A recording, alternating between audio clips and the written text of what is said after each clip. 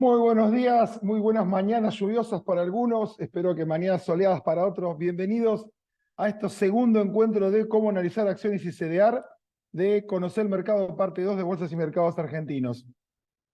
Seguimos con nuestro panelista de lujo, Mati Lara. Buen día, ¿cómo andás? Hola Marito, ¿qué haces? Buen ¿Cómo día. andás? Muy bien. Allá está nublado, lluvioso, feo. ¿Cómo estamos allá en la tierra del sol y el vino? Mira, acá es temprano, está empezando a salir el sol, así que, pero no, se ve un día frío, pero sin nubes. Ahí estuve leyendo que había gente presente desde Mendoza, de Jujuy, Sí, adhiero a lo que dijiste. La verdad que es una alegría que haya tanta gente, ¿no? De tantos lugares. Creo que la pandemia logró que podamos hacer estas cosas. Me acuerdo en la época que estábamos en Vima y ahora estando desde acá cuesta más ir a Buenos Aires, estudiar y este tipo de actividades que hacen desde Vima Educa, pues la verdad que llega mucha más gente y nada, está bueno. Siempre quisimos atraer a la gente del mercado de capitales, nos costaba un montón, así que ahora parece que se nos está dando un poco más fácil. sí, totalmente. Y la verdad que esta federalización que uno siempre buscaba del mercado de capitales, estas tecnologías nos permiten hacer esa federalización efectivamente. Eh, Te dejo una consulta, Mati, y ya arrancamos. Alguien ya está preguntando dónde está el listado de CDRs. Después seguramente lo vamos a ver durante el encuentro. Eh, bueno, Jujuy, Catamarca. Bueno, estamos ya casi para empezar. No sé Eh, cuánta gente más quedaba por ingresar, veo que el otro día éramos 1.7 más o menos, ahora por sí, sí, sí, sí. 3.000 personas. eh, Así que nada, para respetar el tiempo de todos, si querés vamos arrancando, Sí, después sí, sí. Una sola vemos. consulta que se lo aclaro a todos. Hay ya dos preguntas de cómo se tributan ganancias, bienes personales. Lo pensamos, estos talleres de Bimaeduca, de Conocer el Mercado 2, ¿sí? Nosotros tenemos cuatro talleres. Un taller sobre cómo analizar acciones y CDR, que esta es la segunda clase de tres. Después viene un taller de cómo analizar renta fija, también tres clases. Después un taller de cómo analizar derivados. Y el cuarto taller, que lo vamos a dar con el especialista de puestos de Bima, es cómo analizar las inversiones en el mercado de capitales y los impuestos. O sea que vamos a dedicar un taller específico para lo que es impuestos en el mercado de capitales. ¿Sí? O sea que desde Vima hemos pensado darles todas las herramientas que ustedes necesitan. ¿Sí? Eh, Mati, no sé si querés arrancar y ya, Arranco y ya empezamos. ¿Te arranco, parece? sí, así cortito, porque bueno, como siempre decimos, vamos a ir interrumpiendo cuando veamos que hay muchas preguntas, pero estaba viendo a alguien que quedó de la semana pasada que estaba preguntando qué significa 24 48 horas en la planilla que había Genial, presentado. Este, excelente. y bueno, eso estábamos hablando de cuando se determinaba el precio de las acciones. De nuevo, por ahí hablamos cosas un poco técnicas, pero la verdad que no creo que sean complejas y está bueno saberlo. Y el tema, muchas veces van a ver lo que se llama contado inmediato, que lo van a ver como CI, 24 horas o 48 horas. Eso es el plazo de liquidación de lo que estemos negociando, ¿sí? Nosotros acá estamos viendo el tema de renta variable, con lo cual vamos a hablar de acciones, pero aplica para cualquier activo negociable, incluso para cuando ustedes se metan a ver fondos comunes de inversión, que probablemente es otro tema aparte, pero también tienen el mismo tratamiento. Los fondos comunes de inversión, por ahí lo vamos a ver como tema cero, temas uno y temas 2, ¿sí? Es lo mismo, es contado inmediato, 24 horas y 48 horas. ¿Qué quiere decir? Que cuando yo negocio una acción, el precio lo establezco ese día, el día que estoy negociando. Ahora, la liquidación, es decir, la materialización de que yo entregue mis pesos y de que me entreguen las acciones, o viceversa, que yo esté entregando mis acciones y me estén entregando pesos a cambio, ¿sí? En el caso de que yo las esté vendiendo, eso se va a materializar en, hoy mismo, al final del día, la liquidación de eso, en 24 horas o en 48 horas. Este plazo era habitual que fuese 72 horas, ¿sí? Esto estamos hablando hace no tanto tiempo, 6 No, no 8 tanto 10 tiempo. años atrás, que el plazo estándar era 72 horas. Obviamente eso venía de hace muchos años, de cuando las acciones eran capturables. Obviamente había que juntarlas, había que llevarlas a algún lugar, había juntar el dinero, llevarlo hacia otro lugar, con lo cual no era todo digital y los 3 días eran sensatos. Estados Unidos hace 5, 6, 8 años, la verdad no recuerdo bien, migró a 48 horas del plazo de liquidación estándar. Argentina hizo lo mismo, Vima se adaptó a eso e hizo lo mismo. Y les diría que hoy los dos plazos más utilizados, digamos, dependiendo el tipo de activos que estemos negociando, es 48 horas de plazo de liquidación. En el caso de las acciones es el plazo más utilizado. Eh, en el caso de muchos bonos también lo van a ver 48 horas como el plazo más utilizado, obligaciones negociables lo mismo. Y muchas veces pasa que el contado inmediato se utiliza mucho más a modo transaccional, si se quiere de alguna forma. ¿Qué implica esto de modo transaccional? Bueno, tengo instrumentos que vencen en el muy corto plazo, por ejemplo, letras del Tesoro, por ejemplo, bonos del Estado, que son instrumentos muy líquidos, y por liquidez me refiero a que se negocian, o sea, los volúmenes de negociación son muy altos, existe mucha compraventa diaria de muchos participantes. eh, Usualmente este tipo de instrumentos se negocian en contado inmediato para yo hacerme de la disponibilidad hoy, o porque necesito ese instrumento hoy para que la tasa de interés que yo voy a recibir por ese instrumento empiece a correr a partir de hoy, ¿sí? Entonces, de nuevo, es un poquito técnico, creo que vale la pena porque después voy a negociar, listo, negocié. ¿Dónde veo mis acciones? No, no, se liquidan en 48 horas, que es el plazo estándar, ok. Recién en 48 horas yo voy a ver que las acciones están en posición, en la posición mía en caja de valores. Hablamos un poquito de eso en la clase pasada. Todo lo que tiene que ver con custodia de títulos en Argentina está dentro de caja de valores, así que nada, para que lo tengan en cuenta siempre que vean CI contado inmediato, eso implica liquidación en el día, 24 horas es un plazo que no se utiliza mucho, pero igual existe, se puede negociar, y 48 horas que suele ser el plazo estándar para la liquidación, de acuerdo a las necesidades que pueda llegar a tener cada uno, o incluso las necesidades que pueda tener un fondo común de inversión, un banco, una LIC, una empresa, digamos, lo van a negociar en cualquiera de los plazos que les sea conveniente. Así que bueno, eso que tiene que ver con plazos de negociación y algo que quedó por ahí pendiente de la clase pasada, Marito, y esto creo que es muy, muy importante en la Argentina de hoy, siempre lo fue, digamos, pero creo que hoy mucho más, que tiene que ver con, que a mí me gustaría contarles, no tengo ningún ejemplo particular, pero lo vamos a ir charlando, no lo tengo por escrito, es el tema de el precio implícito dentro de las acciones o de los CDRs, digamos, que es mucho más común en los CDRs, pero que se da también en las acciones argentinas. ¿A qué me refiero con esto?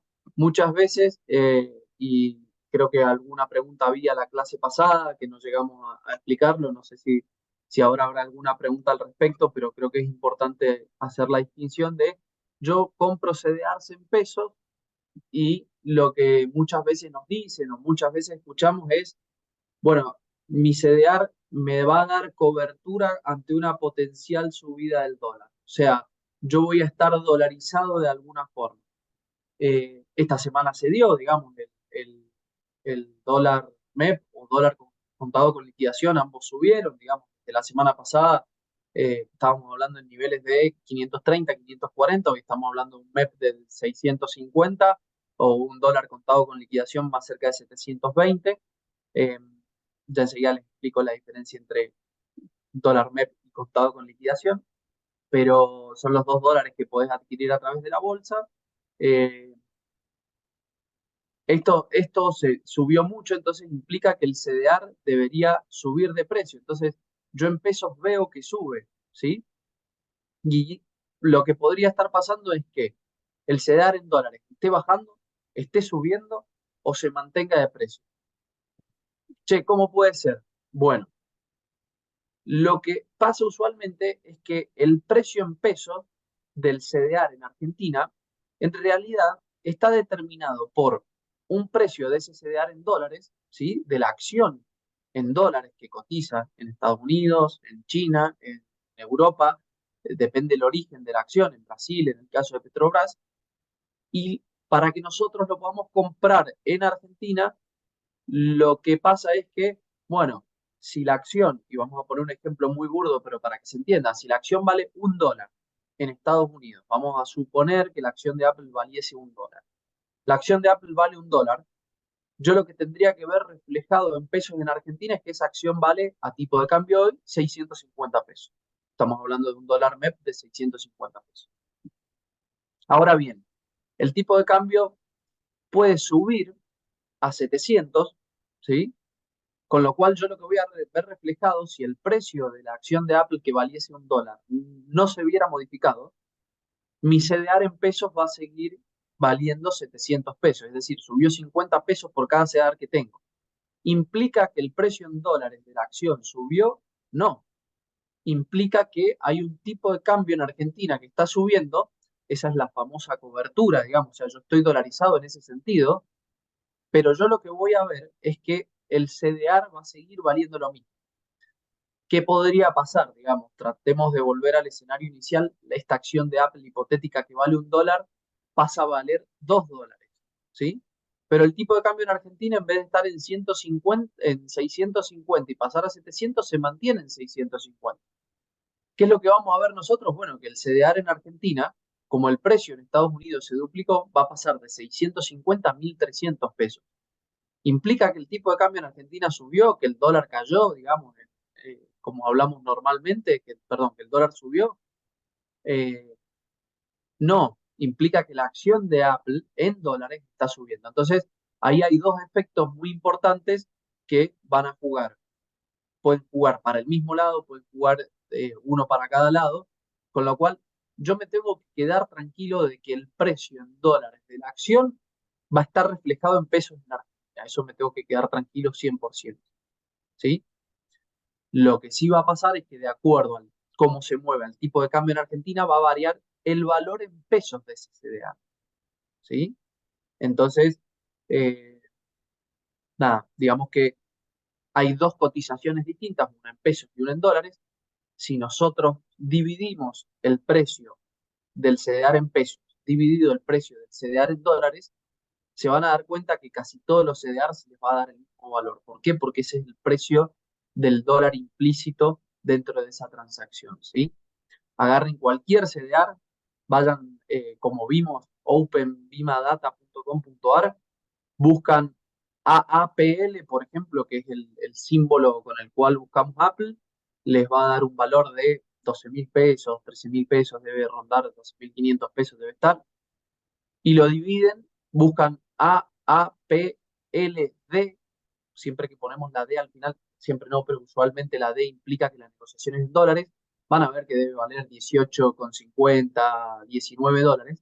Si hacen esa cuenta, 12.000 dividido 18, 13.000 dividido 18,50, lo que esté en ese día negociándose la acción, van a ver que les va a dar un tipo de cambio cercano a los 650, 660, que es el tipo de cambio de hoy. Probablemente hoy abra y haya otro tipo de cambio porque estamos en Argentina y esto es así, pero se van a dar cuenta que casi todos los CDR les van a dar un valor muy parecido.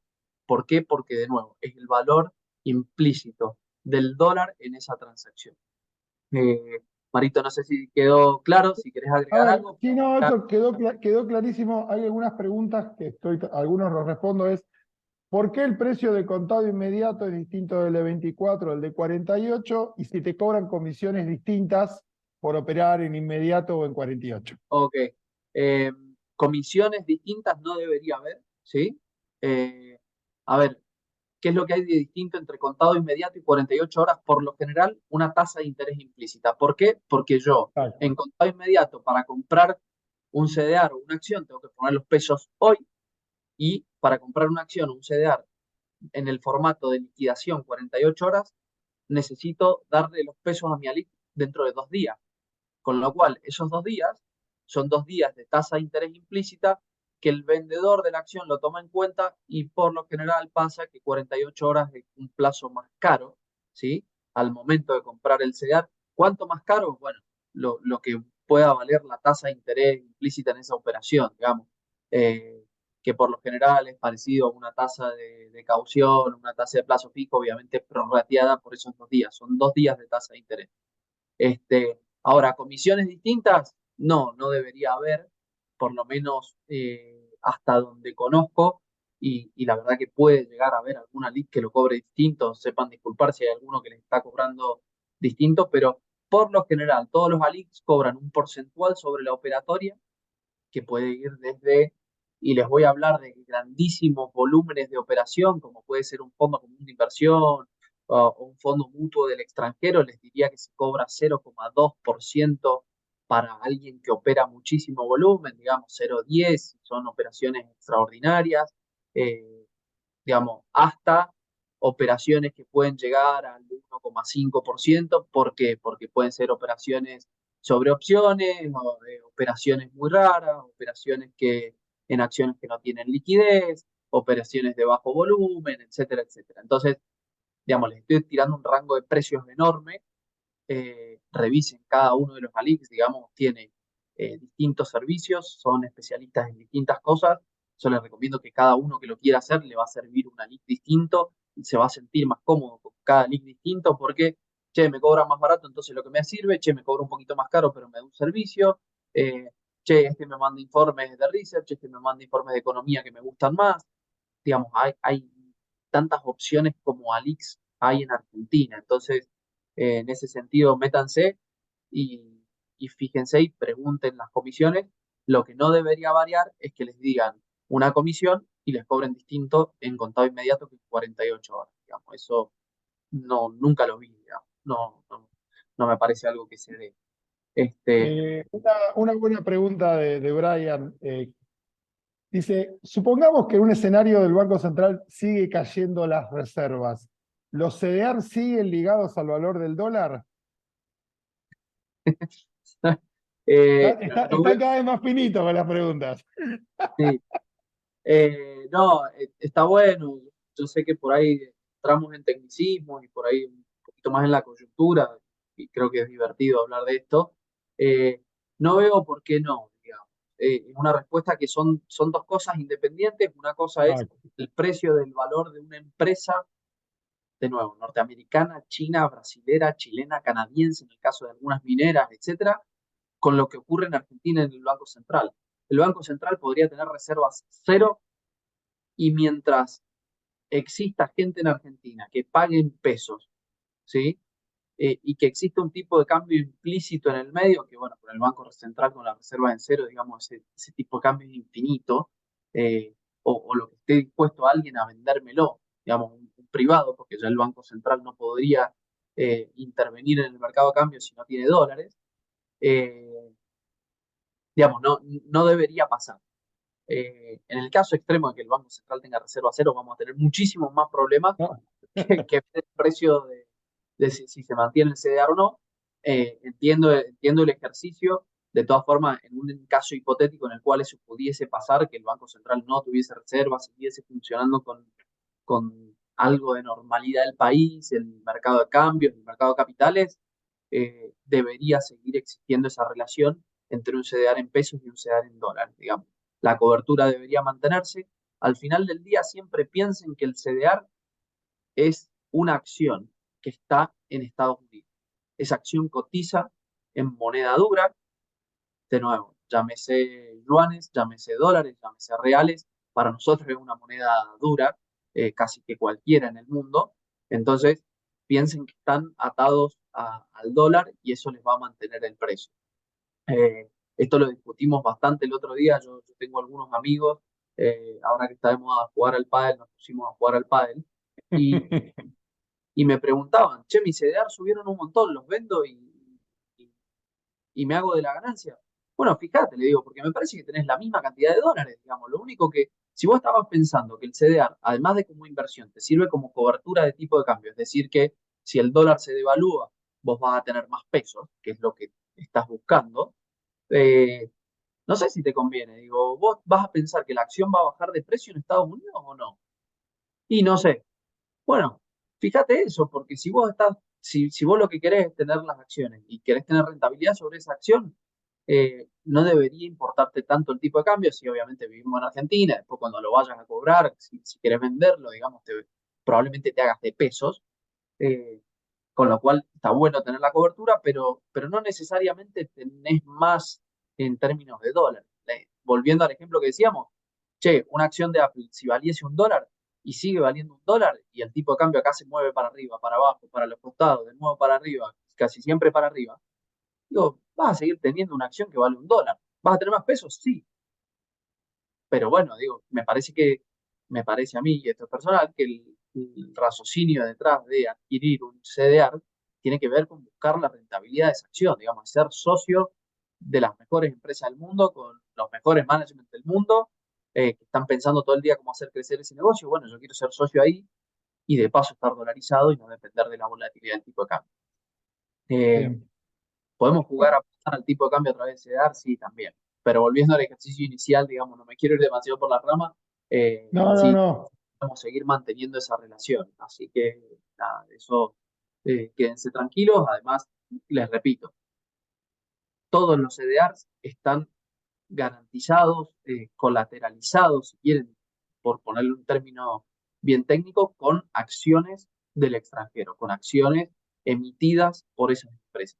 No es que a alguien se le ocurrió hacer un CDR y les está vendiendo un papelito que no tiene respaldo. Sí tiene respaldo y ese respaldo son acciones que están bloqueadas y con esas acciones bloqueadas recién se puede emitir un certificado de depósito argentino, son CDR. Así que, nada, desde el punto de vista de seguridad, creo que está bien cubierto.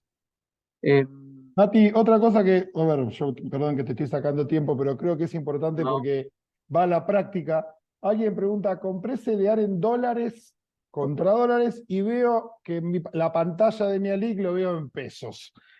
Que se queden tranquilos. que se quede tranquilo.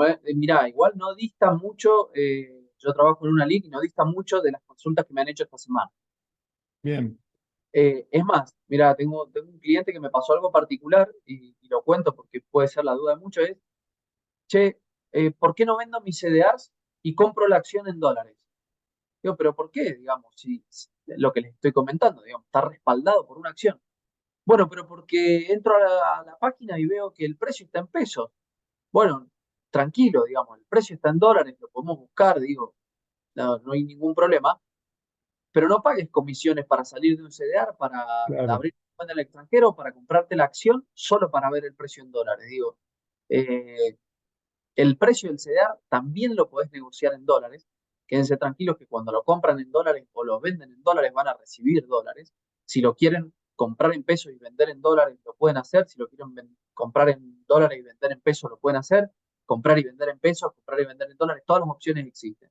Como el CDR es uno, lo que cambia es la moneda en la cual lo negocio. ¿Sí? Esto es lo mismo que si fuesen a comprar un departamento y cuando lo van a comprar el dueño les acepta pesos o les acepta dólares. ¿Sí? Esto es lo mismo, digamos. Acá te aceptan pesos o te aceptan dólares, lo que vos quieras. ¿Qué hay en el medio? Bueno, si vos me vas a pagar $1, me tenés que pagar el equivalente en pesos. Si vale 650 el tipo de cambio, me tenés que dar 650 pesos en vez de darme $1. Y eso es lo que te refleja un CDR, digamos. Es prácticamente eso. Gracias, Ojo, Mati. Gracias. acá les hago la última aclaración y si quieren, Marito, avísame. Yo encantado de responder preguntas, creo que es lo más rico de la clase, si no pasamos a la presentación, pero la última aclaración es, tengan en cuenta que de lo que estamos hablando, plazos de negociación, moneda de negociación, no son simplemente exclusivos de renta variable. Esto va a pasar con los bonos, va a pasar con las obligaciones negociables, ¿sí? Bueno, y con las acciones y con los CDA. ¿Sí? Tengan en cuenta que en el mercado argentino, tanto acciones como CDRs, como obligaciones negociables, como bonos nacionales, provinciales, municipales, se pueden negociar en pesos y se pueden negociar en dólares. Piénsenlo como si fuera un departamento. Che, ¿lo puedo comprar en pesos? Sí. ¿Lo puedo comprar en dólares? Sí. ¿Qué es lo que tengo en el medio? Bueno, decime cuántos dólares vale, te digo cuántos pesos me tenés que dar de acuerdo al tipo de cambio del día. Digamos, eso eh, funciona así en el mercado. Este, eso era básicamente la aclaración para que no piensen que esto es algo exclusivo del análisis de renta variable, se da en todos los instrumentos. Algunos nos preguntan qué es el dólar cable, el dólar MEP. Eso lo vamos a Ah, ver ok. después en el taller. Me Si querés lo quedé- vemos ahora o lo vemos en el taller de renta fija, que por ahí es donde más se va a Sí, mover ese tema. exacto, se va a dar en renta fija, pero para que lo entiendan de alguna forma rápido, un dólar MEP es un dólar en Argentina, un dólar cable o un dólar contado con liquidación es un dólar en el extranjero, ¿sí? Puesto en una cuenta fuera de Argentina. ¿Por qué valen distinto? porque en general, y esto no digo que sea regla siempre, porque han habido épocas en las cuales no se da, en general, un dólar fuera de Argentina vale más caro que un dólar en Argentina, ¿sí? ¿Por qué? Porque hay riesgos en Argentina, sobre todo si alguno vivió el 2001, a mí no me tocó tener cuenta en esa época porque era muy chiquito, pero si alguno lo vivió, todos los que tenían dólares no tuvieron más dólares, digamos, porque se especificaron. Entonces, con ese riesgo latente y con esa historia tan cercana, digamos, parece poco, han pasado 20 años, pero parece poco y todos lo recordamos vívidamente. eh, por eso es que en general, bueno, si compro un dólar en Argentina sale más barato, si lo quiero llevar afuera sale más caro. ¿Por qué? Porque acá tiene un poquito de riesgo, de eso de riesgo latente que por ahí existe en la sociedad, de, bueno, tal vez ese dólar no es mío en algún momento. Entonces, básicamente esa es la diferencia, cómo se determina, cómo se liquida, dónde lo pongo, además. Creo que en renta fija lo van a ver mucho más en detalle, sobre todo porque a través de renta fija es que se utilizan este tipo de instrumentos. Así que si tienen más dudas, más consultas, si les interesa el tema, anótenselo y se lo preguntan. No sé quién va a dar Marito clase de renta fija, pero se lo pueden preguntar ahí a alguien, incluso a, a Lo Ignacio, va, que, lo va a dar un estratega de renta fija de uno de los aliados del mercado. ok, bueno, Así que más claro que alguien que hace eso, imposible. está Este, todo el tiempo mirando el implícito, el MEP, la tasa, el SER, así exacto, que lo vamos a ver en profundidad con Fran Mati cuando veamos renta fija. buenísimo. Yo sé que vos lo sabés, Mati, pero no quiero quitarte tiempo No, porque no, no, tenemos un montón de temas para ver. está perfecto y sé que lo van a poder explicar mejor y con más ejemplos porque lo utilizan mucho más estas personas. Vos sabés Este, que todas estas preguntas de CDR no me extrañan, porque realmente el CDR es un mercado de minoristas, es el crecimiento del mercado de CDR, del volumen de CDR y la cantidad de alternativas. Como dijiste vos el otro día, hoy tenemos más de 250 instrumentos de CDR donde los inversores argentinos pueden, en pesos, acceder a acciones de empresas que están listadas en otros mercados, y además de de los ETFs, con lo cual es una alternativa de inversor minorista más que interesante. Tenemos las acciones domésticas y las acciones del resto del mundo que pueden ser adquiridas a través del mercado argentino. exacto, tal cual. Ahora, y lo repito para que quede bastante claro, creo que ahí habían algunas consultas más que estaba viendo. De nuevo, los instrumentos son uno solo, la moneda de negociación es independiente, ¿sí? Exactamente. ¿Qué quiere decir? Tanto obligaciones negociables, mi ALIC me lo muestra en pesos. Si yo lo quiero negociar en dólares, el ALIC me lo va a negociar en dólares porque existe la posibilidad. Todos los ALICs están al tanto y conocen esta operatoria, no es que algunos lo saben y otros no. Tengo mi CDR y los veo en pesos y los quiero vender en dólares, voy, los busco, digo, hay fuentes como el Open Bima Data, van a poder ver la cotización en dólares y en pesos de ese CDR, de esa obligación negociable, eso me lo van a mostrar. Ahora, punto de obligaciones negociables, eso se lo dejo a la gente de obligaciones negociables, Marito, más Sí, que sí, nada sí, sí, lo vamos a ver.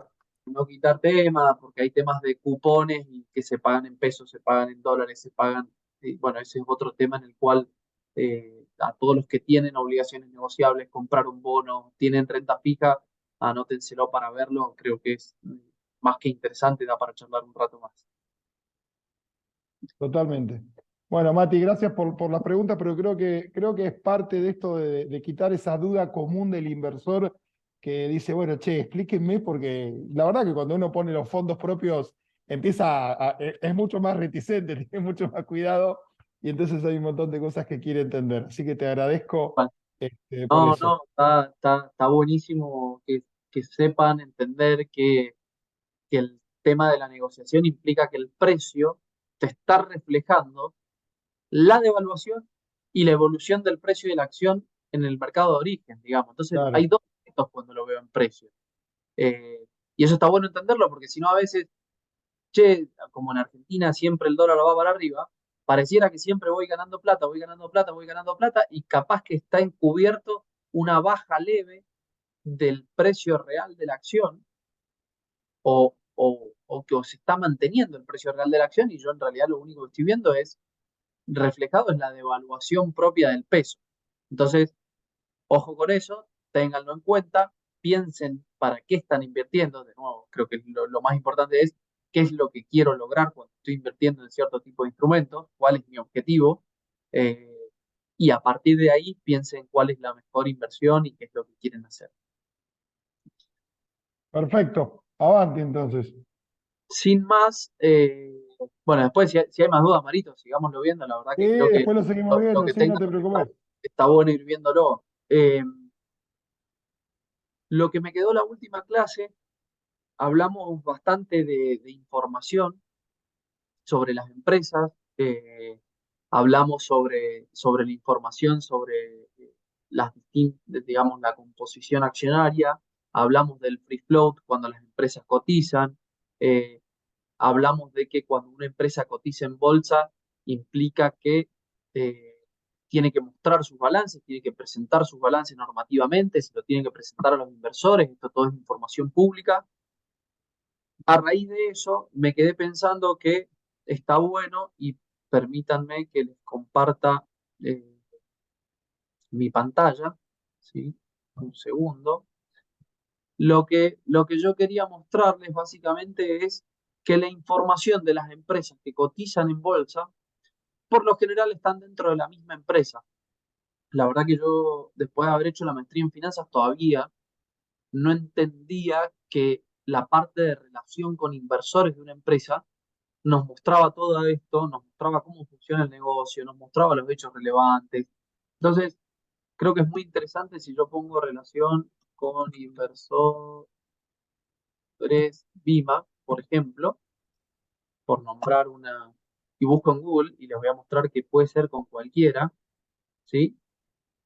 Yo vamos a hacer clic en información financiera, pero esto, Alejandro Bernay, que es uno de los directores de la empresa, el otro día publicaba en LinkedIn, ya presentamos nuestros resultados. ¿Qué implica? Bueno, esto. Fíjense que tengo un conference call en español, perdón, me ha quedado medio viejo. Creo que entré en algún link capaz que quedó Sí, viejo. Alejandro Bernay es el oficial de relación con inversores de Bolsas y Mercados Argentinos. Y además es el director ejecutivo de Caja de Valores. Así que es el que dio la presentación en inglés.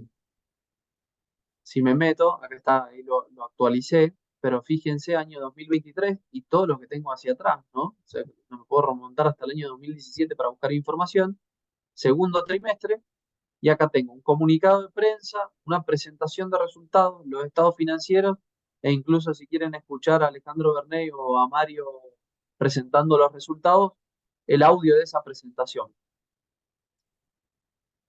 ¿Qué es lo que a mí me parece sumamente interesante? Digo, Vima lo tiene, pero vayamos a una relación con inversores, Mercado Libre. Quiero buscar información de Mercado Libre, me voy a Mercado Libre, digamos. Eso me parece que es algo, que es lo que tengo, una página dedicada, me dice cuánto vale la acción de Mercado Libre, cuánto varió el último día, voy a tener a qué se dedica la empresa, el gobierno corporativo, los resultados, qué hacen en materia de sustentabilidad.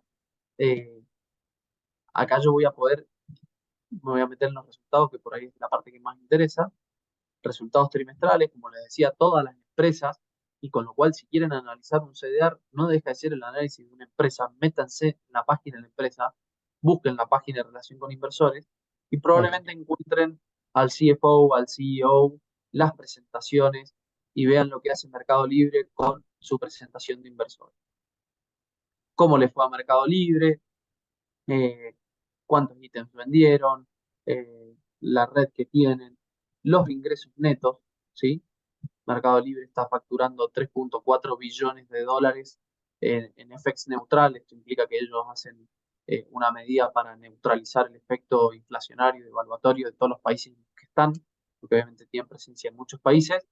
Eh, Cómo crecieron, el margen que tienen, digamos, toda esta información y que ahora vamos a ver algunas de esas métricas, pero les quería mostrar porque acá van a encontrar incluso la composición accionaria, digamos, todo este tipo de cosas que estuvimos viendo la clase pasada, cuál es el free float y demás, lo van a poder encontrar acá.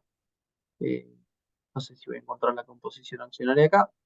No quiero perder mucho tiempo, pero quería dejarles, hablábamos de Apple Investor Relations, Apple,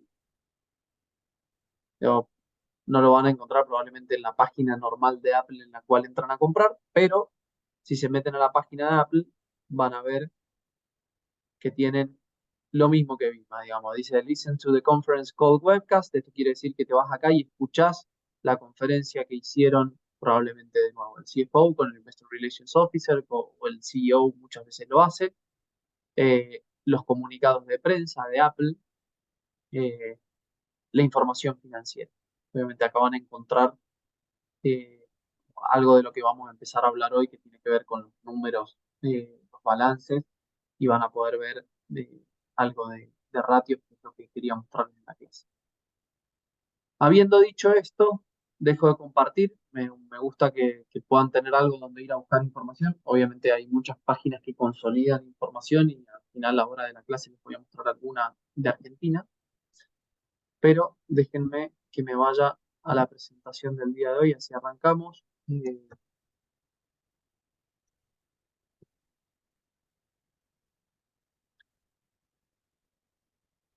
Avísenme si se ve ok, yo desde acá lo Sí, veo. se ve bien, Mati, se ve bien, sí, sí.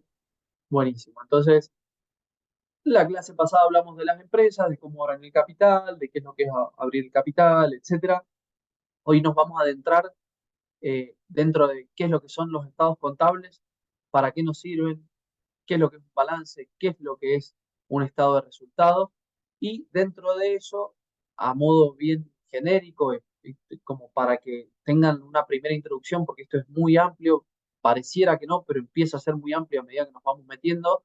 Entonces, quiero dejar planteado el tema de qué son los ratios, cuáles son los ratios por ahí más usados, y la clase que viene nos vamos a adentrar ya con esto en ratios específicos de evaluación de empresa, para qué sirven, en qué momentos los puedo usar, cómo hago para comparar esos ratios entre distintas empresas, si sirve comparar entre distintas empresas de distintos países y demás, que esto tiene mucho más que ver con ya el análisis puntual de, bueno, si quiero comprar un CDR, qué es lo que podría estar haciendo para mirar si va, si pienso que la acción puede llegar a subir o no.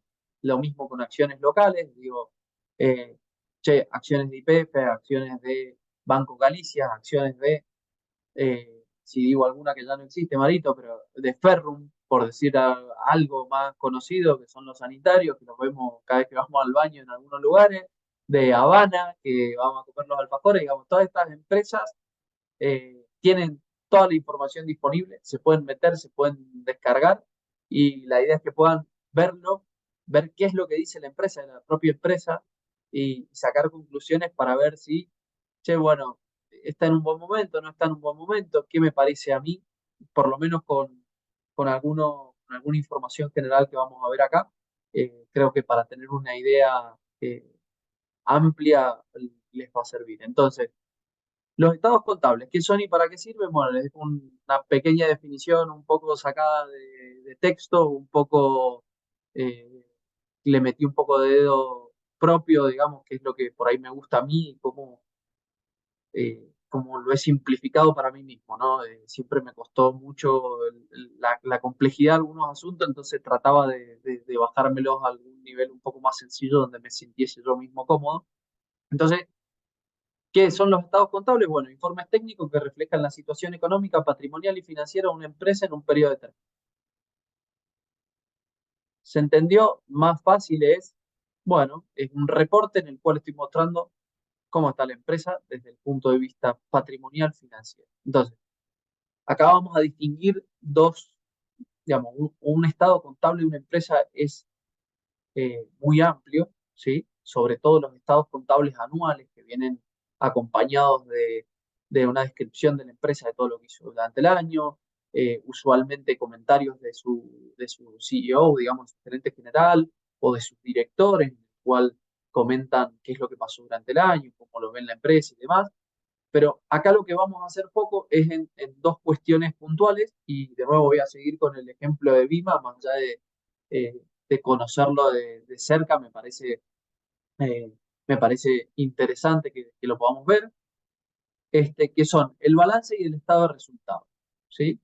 Entonces, el balance, por un lado, nos va a presentar la situación patrimonial, ¿sí? Detallando acá qué es lo que tiene, digamos, esto es la parte del activo para aquellos que tuvieron contabilidad, para los que no, digamos, cuando hablamos de activo, qué es lo que tiene la empresa o sobre qué puede ejercer una tenencia, digamos. El activo puede ser una cuenta a cobrar, digamos, ¿sí? Hay alguien que me debe plata, bueno, para mí, para mi empresa eso es un activo, ¿sí? Porque tengo ese derecho de ejercerlo. Y lo que debo, ¿sí? Eso es la parte del pasivo, ¿sí? Le debo a alguien porque me financié, ¿sí? O le debo a alguien porque le pago a 90 días, porque me emite la factura y le pago a 90 días. Entonces, dicho de otra forma, se podría decir que el balance muestra lo que tiene la empresa y cómo lo está financiando. ¿Por qué? Porque el activo es lo que tiene y el pasivo, básicamente, y el pasivo y el patrimonio neto, y esta es una equivalencia, digamos, para los que no tuvieron contabilidad, digamos, el activo siempre, siempre, siempre, grábenselo a fuego, siempre el activo es igual al pasivo más el patrimonio neto. Entonces, si el activo es lo que yo tengo, ¿sí? El pasivo es cómo financié, cómo llegué a tener eso, ya sea a través de terceros, que es el pasivo, o a través de capital propio, que es el patrimonio neto, ¿sí? Ahora se los voy a mostrar enseguida en un ejemplito de los resultados recién salidos del horno que sacó Vima la semana pasada.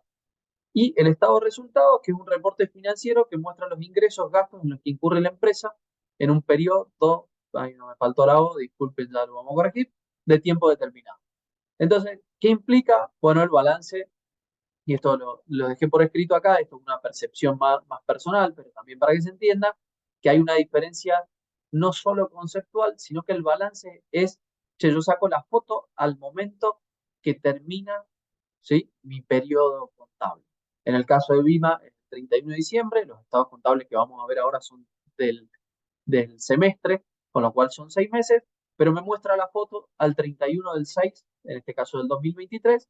Entonces el balance muestra la situación patrimonial en un momento dado, mientras que el estado de resultados nos muestra qué pasó en un periodo de tiempo. Es decir, que el balance es una foto de ese día, ¿sí? El estado de resultados es qué pasó desde el 1 de enero hasta el 31 de junio, ¿sí? Acá les quiero mostrar el ejemplo. Entonces, esto es un balance, ¿sí? Esto es un balance público de una empresa que cotiza en la bolsa, ¿sí? Van a poder ver ahí, y esto lo van a ver, el formato es el mismo o muy, muy parecido en todas las empresas que presentan estado de resultados, en el cual yo voy a ver el nombre de la empresa, ¿sí? La razón social, y acá me va a decir qué es lo que estoy viendo. Estado de situación financiera condensado, intermedio, consolidado. Bueno, consolidado tiene que ver porque Vima tiene más de una empresa, digamos, dueña de otras empresas, con lo cual consolida los números de todas las empresas en un solo balance, al 30 de junio del 2023 y al 31 de diciembre de 2022. ¿Qué es lo que está haciendo? Comparando cómo estaba al 31 del 12 del 2022, cómo está hoy, 6 meses después. Van a decir, che, estamos en agosto. Bueno, tardan. Todas las empresas, aquellos que trabajan en empresas privadas, se van a dar cuenta que incluso tardan más. Legalmente, todas las empresas tienen 42 días, las que cotizan en la bolsa tienen 42 días para presentar este balance, casi todas las presentan el día 40, 41 y 42 porque se tarda más o menos ese tiempo en terminar de cerrar los números, en verificar los números, en que, el, en que los auditores revisen esos números y digan que están bien, y que los apruebe el directorio y que los presentemos. Digamos, todo ese proceso tarda más o menos 40 días. Entonces, esto es nuevito, digamos. O sea, para nosotros, para los que evaluamos este tipo de cosas, esto es nuevito. De hecho, el conference call de Vima, si mal no recuerdo, Manito, fue el 11 o el 12 de agosto. Fue el Estamos, viernes, fue el viernes pasado el fue conference el call de viernes Vino. pasado. Bueno, Exacto. estamos con información muy, muy reciente. Entonces, ¿qué les quería mostrar? Bueno, activo, que se divide en activo corriente y no corriente, y esto tiene que ver con una percepción temporal, digamos. Activo corriente hace referencia a corto plazo, no corriente hace referencia a largo plazo, lo que sea que eso signifique en Argentina y lo que sea que eso considera la empresa, ¿no? Pero en general, digamos, vamos a ver que efectivo digamos, activo corriente es efectivo y equivalentes de efectivo. Esto quiere, equivalentes de efectivo puede ser un plazo fijo, digamos, un fondo común de inversión, como les contaba, T0, que lo puedo sacar en el día. La famosa inversión de Mercado Pago que algunos ven, che, me está rindiendo la plata en Mercado Pago. Bueno, es un fondo común de inversión de liquidez inmediata que no es efectivo, digamos, sigue siendo un fondo común de inversión, pero que se considera como efectivo.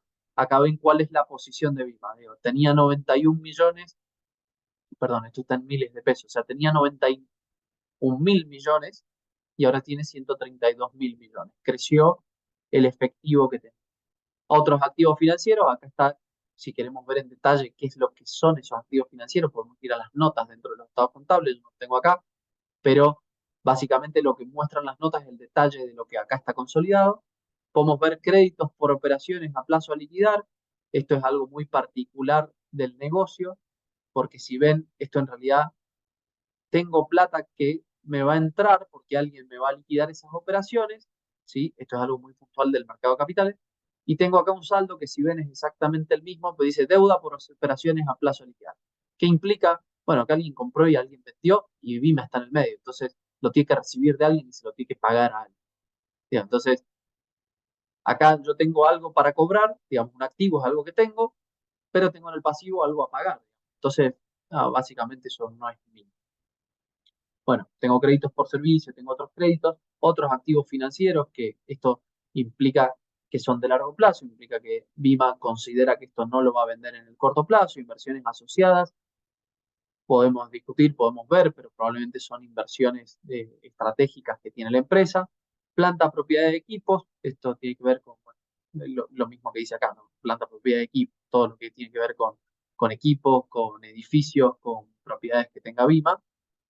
Otras propiedades de inversión y otros créditos. Digamos, este es el activo y como van a ver después, es exactamente igual al pasivo más el patrimonio. Entonces, todo esto que tengo, ¿cómo lo financio? Bueno, tengo acreedores por operaciones, deudores, etcétera, etcétera. No quiero aburrir yendo línea por línea, pero ¿cómo estoy financiando mi activo? ¿Qué tengo? ¿Qué debo? Esto se lo debo a terceros, esto se lo debo a mis accionistas. El patrimonio neto, como van a ver, es acciones en circulación. Voy a tener ganancias reservadas. Ganancias reservadas implica que esto en algún momento lo gané y no lo repartí como dividendos. Resultados no asignados, resultados que todavía no decido qué hacer, que podría ser otras cosas.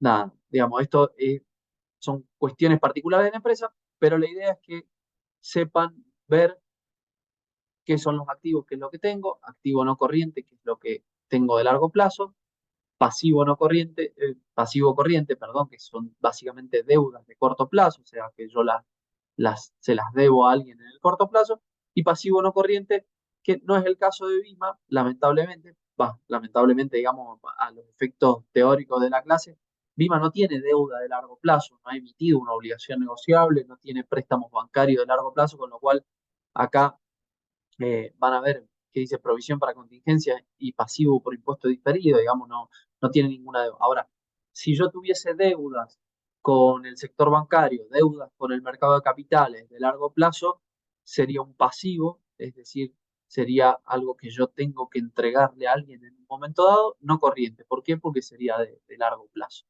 Eh, Esto lo van a ver, es muy común, les diría en casi cualquier empresa, que el pasivo no corriente esté financiando parte del activo. ¿Sí? ¿Qué es lo que pasa con Vima? Bueno, Vima tiene un patrimonio muy grande, más de 94.000 millones de pesos, ¿sí? Con lo cual muchas veces, y además, y lo vamos a ver más adelante, pero además genera cash todos los trimestres, con lo cual muchas veces no le es necesario tomar deuda para financiar su negocio. Habiendo dicho esto del balance, vamos a ver, digamos, esto está uno abajo del otro. Los estados contables, si lo van y lo buscan, debe ser la página 3 y la página 4. La 4 y la 5 es el estado de resultados. Entonces, estado de resultados integral, condensado, intermedio, consolidado, correspondiente y el periodo. ¿Sí? Entonces, acá tenemos más periodos de comparación, pero básicamente los conceptos son los mismos. Y acá, en vez de ver la situación patrimonial, digamos, qué es lo que tengo, qué es lo que debo, cómo estoy financiando lo que tengo, acá veo qué es lo que pasó desde el 1 del 1 del 2023 al 30 del 6. Bueno, tuvo ingresos por servicios por más de 4.000 millones.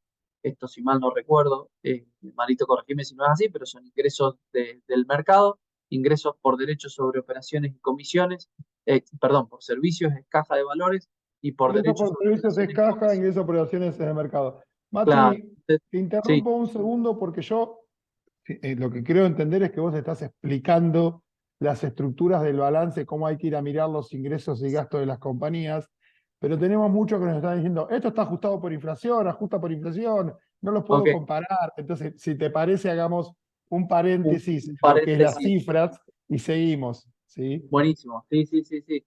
Esto, perdón, leí creo que casi todo el título, que es aburridísimo, y no leí cifras expresadas en miles de pesos en moneda constante. Siempre que yo vea moneda constante, implica que los números están ajustados por inflación. Vuelvo al anterior. Balance. Cifras expresadas en miles de pesos en moneda constante. Está ajustado por inflación. ¿Qué implica? Que el número 31 del 12 del 2022 está ajustado por inflación al 30 del 6 del 2023. O sea, se lleva el valor del 31 del 12 al 30 del 6 para que sea comparable. Vamos acá que por ahí se ve un poquito mejor. Che, los ingresos por servicios del 1 del 2023, ¿están ajustados por inflación? Sí, están ajustados por inflación para llevarlos al 30 del 6 del 2023. Che, ¿y los del año pasado? También. Che, ¿y los del mayo? También están ajustados por inflación por un mes. No recuerdo cuánto fue la inflación de junio, si mal no recuerdo, 6%.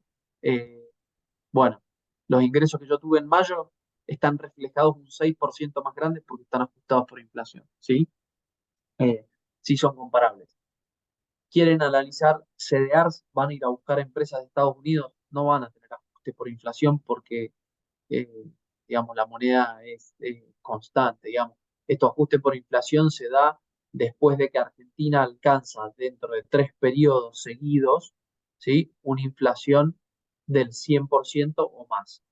Entonces, a partir del 2018, todas las empresas argentinas se vieron obligadas a presentar balances ajustados por inflación, porque los últimos 3 años, o sea, la acumulación de la inflación de los 3 años fue superior al 100%. Eh, Obviamente eso hoy está más que justificado, digamos, de un solo año ya es 100%. Eh, entonces, estos números están ajustados por inflación, son comparables de un año a otro. Ahora, lo que les quería mostrar, digamos, el restado de resultados, es básicamente que tengo ingresos, los costos, voy a tener un resultado bruto, voy a tener resultados financieros que tienen que ver no con la actividad de la empresa, sino con las inversiones o con el rédito que yo puedo tener por la inversión que estoy haciendo de mis excedentes, gastos administrativos de comercialización, eso me da un resultado operativo, después tengo resultados financieros no generados por activos, etcétera, etcétera. Voy a tener en Argentina algo que pueden encontrar en otros balances como RECPAM, ¿sí? Que es el resultado por la ¿Mm? posición monetaria, ¿sí? Que tiene que ver con el ajuste por inflación, ¿sí?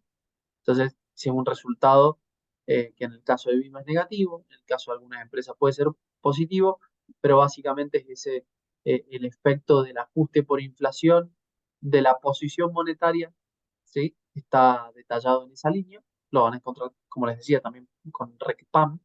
Si se van a otra parte del mundo, eso no existe, no lo van a ver, no lo van a encontrar en ningún lado, ni por asomo.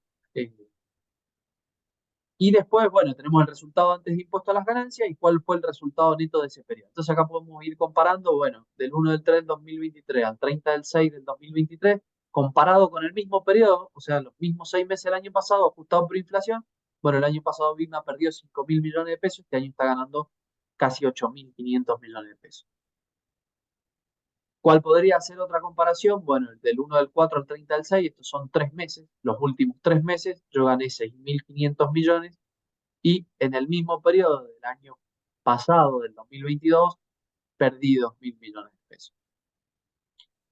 ¿Sí? Esto, de nuevo, esto justo es el caso de Bima, digo, me parece interesante siempre tener un ejemplo para analizar los números, pero lo que quiero que vean, digamos, es que el estado de resultados muestra qué pasó durante ese periodo de tiempo, cuántos ingresos tuve, cuánto gasté, si se van a las notas van a ver eh, de dónde provienen los ingresos, en qué gasté lo que gasté, y obviamente te va a dar los resultados financieros, la tenencia que tengo de activos y pasivos. Entonces, habiendo dicho esto, vamos a introducirnos en el concepto de EBITDA, que dentro del sector financiero y sobre todo dentro de la parte de renta variable, en análisis de empresas, eh, diría que a mi criterio no es el concepto número uno que deberíamos entender porque se habla de EBITDA, ¿sí? EBITDA es en inglés, ¿no? Una sigla en inglés, Earnings Before Interest, Taxes, Depreciation and Amortization, yo lo traducí ahí abajo, resultado de intereses, resultado antes de intereses, impuestos, depreciación y amortización, ¿sí? Es una medida de rentabilidad de la empresa, o sea, está diciendo cuánto estoy ganando operativamente y busca medir la rentabilidad operativa, ¿sí? Sin tener en cuenta el gasto de financiamiento, ¿sí? Estos son los intereses.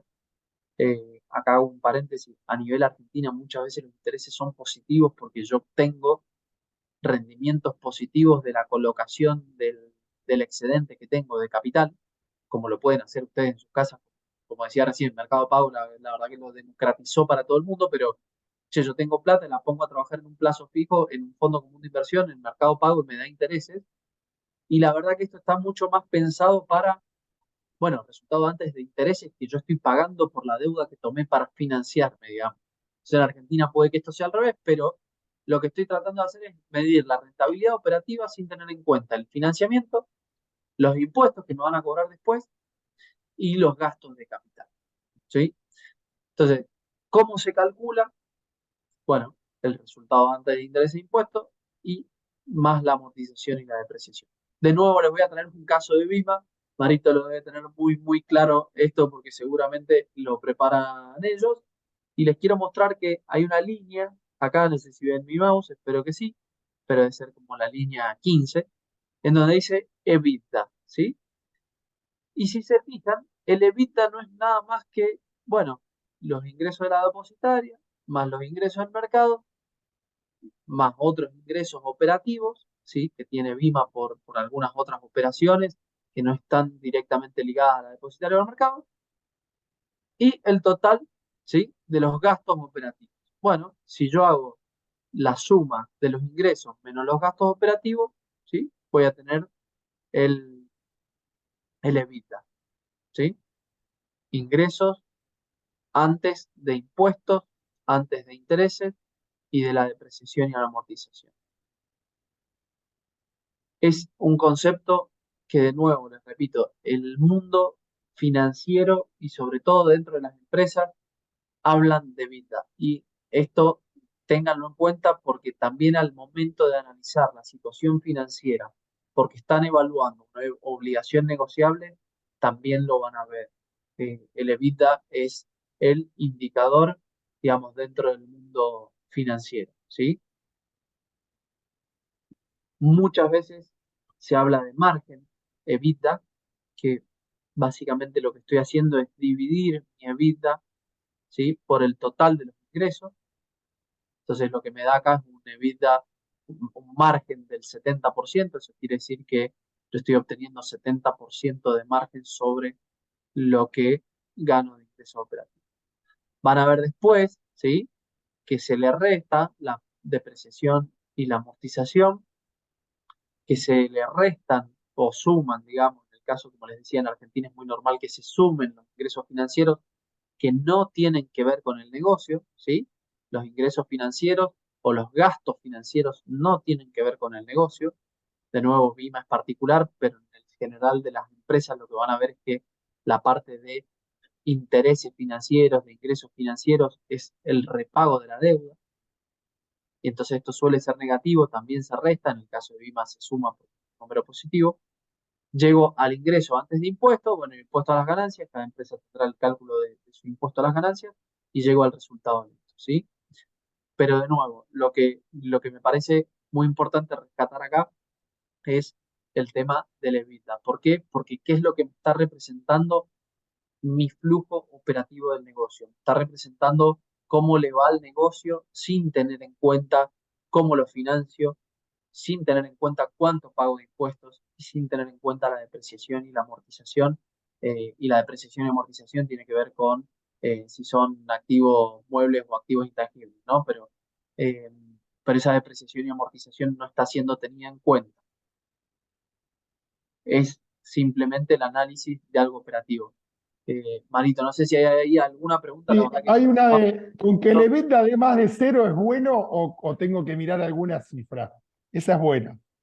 Eh, uf, bueno, a ver, siempre, no, no, les voy a contar ahora enseguida un caso que me parece que el otro día salió la noticia como algo muy positivo acerca de Uber.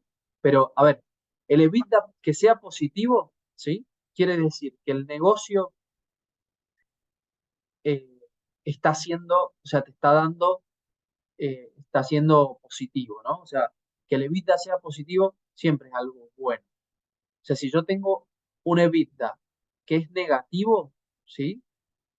A priori, y digo a priori porque puede pasar al revés, no debería ser, ¿sí? Algo bueno.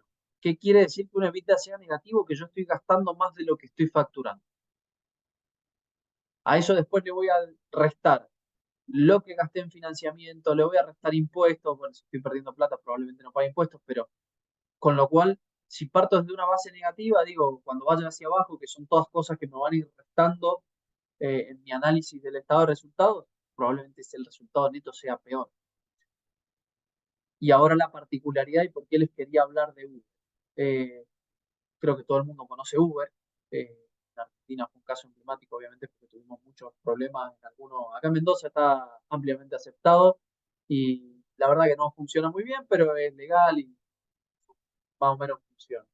Eh, Uber perdió plata 31 años seguidos. El trimestre pasado fue la primera vez en la historia de Uber que ganó plata, ¿sí? Son cerca de 8 años perdiendo plata. Entonces, uno podría decir, ¿cómo puede funcionar una empresa? El valor de la acción eh, sigue siendo estable, digamos, la empresa sigue funcionando, tiene presencia en más de 50 países, es una aplicación ampliamente conocida y la empresa hasta el trimestre pasado, vamos a ver cómo cierra el año, pero hasta el trimestre pasado perdía plata todos los trimestres consistentemente y había alguien que seguía financiando, le seguía prestando plata a uno. Entonces, ¿por qué digo que a priori debería ser bueno un evita positivo y malo un evita negativo? Porque uno está generando cash, el otro no está generando cash, es un mal negocio. Ahora, ¿podría pasar? Sí, podría pasar. El caso de Uber es un caso, sí. Mercado Libre en su momento perdía plata, ¿sí? Mercado Libre perdía plata trimestre a trimestre. ¿Por qué? Porque básicamente lo que están buscando es captar la atención de mucha más gente. Son negocios muy masivos, tienen que ser masivos para funcionar. Entonces, el caso de Uber pagaba más a los conductores o paga más a los conductores para que los conductores quieran manejar un Uber, cobra menos por el servicio al usuario. O sea, ustedes cuando veían alta demanda en Uber, por más que fuese alta demanda en Uber, probablemente era más barato que un taxi. Entonces se lo tomaban igual. Entonces, che, para yo adoptar algo, tengo que gastar en publicidad, gastarme en que haya autos en la calle dando vueltas, gastarme en que sea más barato un taxi por más que yo esté perdiendo plata, para que haya mucha adopción, ¿sí? de mi producto. Entonces, Uber, la tesis detrás de Uber, digamos, que perdía plata consistentemente era esa. Mercado Libre perdía plata porque Mercado Pago recaudaba casi cero. Mercado Libre entregaba QRs a los negocios, entregaba postnet a los negocios, eh, te daba descuentos del 35% por pagar con la app, te daba 50 pesos en su momento, hoy no es nada, ¿no? Pero allá por el año 2016 te daba 50 pesos para que los gastaras en lo que quisieras siempre y cuando usaras Mercado Pago. Digo, todo eso implicaba un gasto enorme, imagínense, multiplicado por los miles y miles de usuarios que tiene Mercado Libre, y no generaba. ¿Qué es lo que pasó? Una adopción de Mercado Libre. Digo, ¿quién no paga con QR? ¿Quién no hace una transferencia por Mercado Pago? ¿Quién no va a un kiosco y le dicen, sí, ahí está el alias de Mercado Libre, Mercado Pago. Bueno, eso hoy Mercado Libre cobra más que el postnet de Visa, o sea, de cualquier otro postnet, y los usuarios lo siguen demandando. Entonces, hoy Mercado Pago es uno de los principales negocios y hubo una época en donde perdía plata consistentemente. Entonces, de nuevo, un EBITDA positivo debería ser algo positivo, sí, porque implica que mi negocio, sí, mi negocio como tal, es un negocio rentable, a- por lo menos desde la parte operativa. Después vamos a ver que si, bueno, puedo tener un EBITDA positivo, pero un resultado negativo, sí, me puede estar siendo un negocio positivo, a priori bueno, pero cuando veo cómo lo estoy financiando y los impuestos que pago, bueno, no me queda nada de plata ni para repartirle a los accionistas, ni para reinvertir, ni para nada. Bueno, hay que analizarlo como un conjunto, ¿no? No solo como un indicador. Es muy importante porque se utiliza muchísimo. Por sí solo, solo leer el número, si yo les digo el EBITDA de Vima el trimestre pasado fue de 5.648 millones, como estoy mirando ahora en la presentación, no debería decirme nada a priori. ¿Por qué no debería? Digo, parece un montón de plata, ¿no? 5.000 millones, ya les conté los gastos. Bueno, ok, pero podría ser que para financiarlo yo esté pagando 6.000 millones de pesos todos los meses de gasto de financiación, porque son los intereses que le pago a mis acreedores y estoy perdiendo plata. Bueno, entonces, ¿era buen negocio? No, no lo sé. Digamos, cuando deje de pagarle a los acreedores podría ser bueno. Si necesito estar en constantemente contacto con mis acreedores y nunca puedo deshacerme de esa deuda, no sería tan bueno. No sé si es para analizarlo por sí solo. Entonces, voy a hablar ahora un poquito más en esta misma clase de esto, pero nada, quédense con la idea de que a priori debería ser bueno que sea positivo, sobre todo en las empresas más maduras, y en las empresas que son más nuevas, llámese Uber, llámese Mercado Libre, llámese Amazon en su momento, bueno, no siempre eh, hay que analizar solamente el dato. Voy a pasar. Bueno, y acá les vamos a empezar a introducir el tema de ratios financieros y para qué sirven. Entonces, acá el tema de dejar una definición es nada más que una fracción, digamos, en donde el numerador y el denominador se obtienen de la información financiera, ¿sí? Mucho se utiliza el EBITDA para estas cosas, mucho se utilizan algunos de los conceptos que vamos a ver en la clase que viene. Déjenme dejarlo para la clase que viene porque tienen que ver más con la evaluación de las empresas, entonces me gusta dejarlo para la clase que viene, pero todos estos datos los vamos a obtener ya sea del balance de la empresa, del estado contable de la empresa, de la variación del flujo de fondo de la empresa, del EBITDA de la empresa, todos datos que nosotros vamos a poder conocer cuando analizamos los estados contables. Entonces, lo que puse acá, y esto un poquito lo escribo yo, con lo cual, si quieren buscar alguna otra definición, búsquenlo, pero creo que se va a entender, nos sirven para evaluar distintas situaciones en donde un dato singular no resulta suficiente. Digamos lo que hablábamos recién con el EBITDA. ¿Me sirve decir que el EBITDA es 1 o 1000? Y bueno, te puede dar una idea, sí, obviamente, no estamos diciendo que no, pero necesitamos información complementaria para ver. Ratios de rentabilidad. Acá vamos a arrancar con los más comunes ratios de rentabilidad que se utilizan. Nosotros acá lo argentinizamos un poco y le decimos el ROE, el ROA y el ROIC, pero básicamente el ROE es Return on Equity, que es el retorno sobre el patrimonio neto. Entonces, ¿cómo lo calculo? Con el resultado neto sobre el patrimonio neto y nos da una idea de la rentabilidad que tiene la empresa. Y acá, fíjense que estoy mezclando un dato del estado de resultados, que es el resultado neto, ¿sí? Déjenme ir para atrás un poquito. En este caso sería el 8.485 millones, ¿sí? El resultado neto del periodo, con el patrimonio neto, ¿sí? Estoy mezclando un dato proveniente del estado de resultados con un dato proveniente del balance, ¿sí? Uno me dice cuánta plata estoy generando, si es que estoy generando o no, sobre el patrimonio neto. Esto, de nuevo, Vima por ahí tiene un caso particular, el patrimonio neto está detallado, pero si lo bajamos a una empresa que cotiza, por lo general el patrimonio neto es la plata que están poniendo los socios, el capital que están poniendo los socios, entonces, como ese resultado me está retribuyendo a ese patrimonio. Por lo general, este tipo de ratios se toman en base anual, es decir, yo veo un resultado acumulado de 12 meses sobre el patrimonio. Recuerden, el patrimonio es una foto, el resultado neto es el resultado de el periodo que yo elija tomar. Entonces, por lo general, para ver este tipo de ratios se toman el resultado de los últimos 12 meses sobre el patrimonio neto desde el último dato conocido. Lo mismo vamos a ver sobre el retorno de los activos, el ROA, Return on Assets, que es el resultado neto sobre el total del activo, ¿sí? Esto básicamente es lo mismo, nos da una medida eh, de eficiencia, si se quiere, de alguna forma, ¿sí?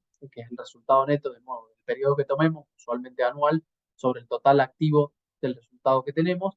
Y esto tiene que ver con, bueno, qué retorno tengo sobre los activos que tengo. Digo un poco esto de hacer referencia a la eficiencia porque imagínense, no sé, Loma Negra, que es una cementera. Bueno, Loma Negra podría tener un resultado extraordinario, pero resulta que decidió hacer mucho cemento porque pensó que iba a vender un montón y tiene un montón en stock. Bueno, el activo subió por las nubes y el resultado que tengo, o sea, el resultado que tengo puede que sea positivo, puede ser que muy bueno, pero sobre el total de activos que tengo, no tanto. Digo, si me subió mucho el activo porque me estoqué mucho, ese resultado sobre los activos cayó un poco. Bueno, tengo que analizar ahí qué estuvo pasando. Digamos. Podría pasar esto de que, bueno, me estoqué muchísimo, entonces la verdad que el resultado neto, porque no vendí lo que esperaba vender o lo que fuese, cayó. Bueno, podría ser una métrica, sí, podría ser una métrica. De nuevo, cada empresa, cada industria tiene distintos ratios de rentabilidad. Y por último, el retorno sobre el capital invertido, ¿sí? Que esto tiene que ver, perdón que me quedó ahí el ROA, también estoy viendo, sepan disculpar estos últimos días que han estado muy movidos con la coyuntura, eh, hacen que deje un poco las clases para lo último, pero el resultado operativo después de impuestos sobre el capital invertido. ¿Qué quiere decir esto, digamos, y por qué lo dejo tercero? No porque sea menos importante, pero sino porque hace referencia a ese resultado operativo después de impuestos. O sea, no estoy teniendo en cuenta mi resultado operativo y los impuestos que pago sobre ese negocio, ¿sí? Y llámese negocio y no empresa porque puede ser una unidad de negocio particular, puede ser el retorno del capital que invertí en una unidad de negocio particular. Eh, el otro día estábamos haciendo análisis porque hay unas empresas de transporte que estábamos analizando empresas de transporte que cotizan en otros países. Bueno, y había una empresa que decía, bueno, yo tengo mi negocio de camiones, pero tengo mi negocio de almacenamiento. Bueno, tengo distinto capital invertido. ¿Por qué? Porque el negocio de almacenamiento empezó después, entonces invertí cierto monto distinto y tengo un resultado operativo distinto al que tienen los camiones, ¿no? Entonces, bueno, el, el retorno sobre el capital invertido va sobre esa línea de negocio puntual y no sobre toda la empresa, digamos. Ese es un poquito la idea. De nuevo, muchas empresas puede que sea su línea de negocio y que tengan un solo retorno sobre el capital invertido, pero esto se va determinando año a año. Mati, tenemos Sí, algunas preguntas sobre qué es el capital invertido, es el patrimonio neto y algo más. O sea, tenemos algunas preguntas también infinitas de qué es el capital invertido.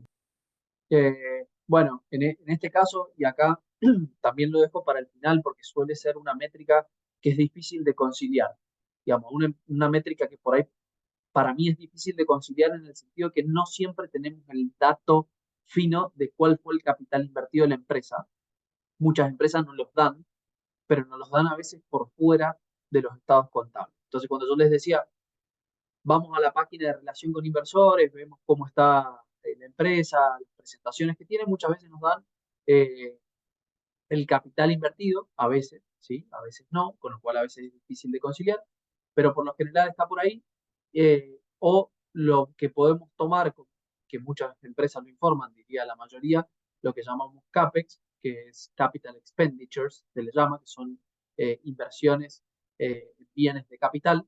En el ejemplo que les daba recién de almacenes, bueno, todo lo que es gasto de capital tiene que ver con la construcción o con la compra de estos almacenes para hacer almacenamiento de productos. ¿Sí? Ese sería el capital invertido y qué resultado operativo estoy teniendo sobre esa inversión que hice.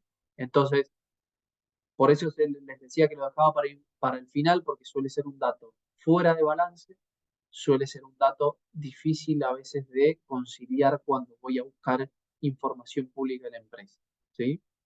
Eh, si ustedes trabajan en una empresa, dentro de la empresa por ahí es más fácil, ¿sí? Porque digo, bueno, ¿cuánto invertí en este negocio este año? Tanta plata. ¿Qué resultado operativo me dio? ¿Cuántos impuestos yo pago por este negocio o por esta unidad de negocio particular? Y puedo sacar un retorno del capital invertido, ¿sí? Eh, no sé, Marito, si iba por ahí, no sé si hubo alguna otra pregunta, por ahí estoy yendo un poco rápido, pero si hay alguna No, otra pero pregunta está que perfecto que lo aclares piense que vale la porque, pena. no, no, porque hay que entender que en general, como dijimos en el primer encuentro, la idea no es que las personas que participan acá vayan a construir el dato de el capital invertido. Generalmente hay analistas que hacen eso, pero que la idea es que cuando vean en algún informe de Risk el capital invertido, entiendan el concepto que subyace. Eso es donde estamos apuntando. Exacto. Eh, déjenme ahora que antes de pasar a los próximos ratios, este tipo de ratios no suelen tener un valor que sea bueno o que sea malo. Digamos. Si no hablamos del EBITDA, che, positivo es bueno, negativo es malo, no necesariamente hay que complementar la información. Bueno, un ROE, un ROA, ciertos niveles son buenos o son malos. Bueno, obviamente que mientras más alto sea el retorno, es mejor, ¿sí? Porque quiere decir que yo estoy obteniendo mayor retorno sobre el patrimonio o mayor retorno sobre los activos. ¿Cuál es el nivel? Bueno, acá yo siempre hago la aclaración es, depende la industria, ¿sí? Por lo general, estos ratios van a ser más parecidos entre empresas de las mismas industrias que si yo comparo Loma Negra con el Banco Galicia, ¿sí? ¿Por qué? Porque las estructuras patrimoniales son distintas, los retornos son distintos. Ahora, ¿podría comparar empresas de las mismas industrias? Sí, porque la estructura patrimonial deberían ser similares o podrían ser similares, digamos, estructuras distintas porque alguna empresa tomó alguna decisión distinta. Y como los negocios son similares porque están dentro de la misma industria, yo debería poder comparar, bueno, el resultado con la estructura patrimonial o el resultado con los activos de esa empresa, ¿sí? Eh, ahora, ¿de qué me puede servir también? Les doy un ejemplo. Digo, recién hablábamos, retorno sobre activos cayó porque me hice mucho stock. Bueno, puede ser un indicio de que estoy muy estoqueado y que de la empresa debería bajar el stock. Estoy hablando si yo hipotéticamente trabajara dentro de una empresa. Che, el retorno sobre mi patrimonio neto, el ROE, eh, cayó. Capaz que me tengo que financiar más con terceros y pagar una tasa de interés, ya sea banco, ya sea una obligación negociable, y capaz que eso me da una rentabilidad más alta sobre mi patrimonio. Digo, en el extremo, ¿cuál sería el extremo? Alguien me presta plata para hacer un negocio y yo me quedo con la ganancia. ¿Cuánta plata puse? Cero. ¿Cuál es la rentabilidad sobre el patrimonio, sobre la plata que puse? Infinito, digamos, no puse plata, gané plata sin poner nada. Bueno, ¿cuál es el retorno? ¿Cuál es ese ratio? Bueno, entonces podría ser un indicador de que necesito disminuir mi patrimonio para que disminuya el denominador de esta línea, con lo cual obviamente que si no lo financio con patrimonio neto a mi negocio, lo estaría financiando con algún lado en el pasivo para poder llevar a cabo mi negocio, entonces podría darme un indicio de que estoy mejorando la rentabilidad sobre el capital que yo estoy poniendo o sobre el capital que los socios están poniendo en la empresa. Eso me da pie por ahí para presentar lo próximo, que son lo puse yo como ratios de endeudamiento. Digo, ¿me puedo endeudar más? Bueno, sí, pero también tenemos que tener en cuenta los ratios de endeudamiento. Che, eh, y acá les estoy poniendo los generales, digamos. De nuevo, ratios hay muchísimos y se usan para distintas cosas y se complementan entre ellos. Digamos, esto, recuerden siempre que hay que hacer un análisis integral, no tomen ni datos sueltos ni les diría que ratios sueltos para analizar algo, sin saber la industria, sin saber cómo viene los últimos años, eh, tengan en cuenta todo. Deuda neta, deuda total sobre el EBITDA, ¿sí? Esto implica es cuánta deuda tengo, sobre el flujo que yo genero de negocio. Hay industrias que la deuda total sobre el EBITDA tal vez son 3 veces, o sea, tres EBITDA. EBITDA se calcula de forma anual, no se suele hablar de forma anual, con lo cual, no sé, les voy a poner un ejemplo que es información pública. Hace unos años, Plaza Logística, que es una empresa que se dedica al almacenamiento y distribución de distintos productos, tenía una deuda total de 7 veces EBITDA. ¿Qué quiere decir? Que con 7 años, ¿sí?, de ese mismo EBITDA, que recuerden el resultado netamente operativo de la empresa sin tener en cuenta cómo se financian ni los impuestos ni las depreciaciones, hubiese tardado 7 años en repagar esa deuda, solo con ese EBITDA. Digo, ¿qué es lo que pasa después, no? Como se endeudó, el negocio crece, el EBITDA crece, entonces ese ratio disminuye. Bueno, buenísimo. Eh, por eso no hay que analizar todo solo, digamos, aislado.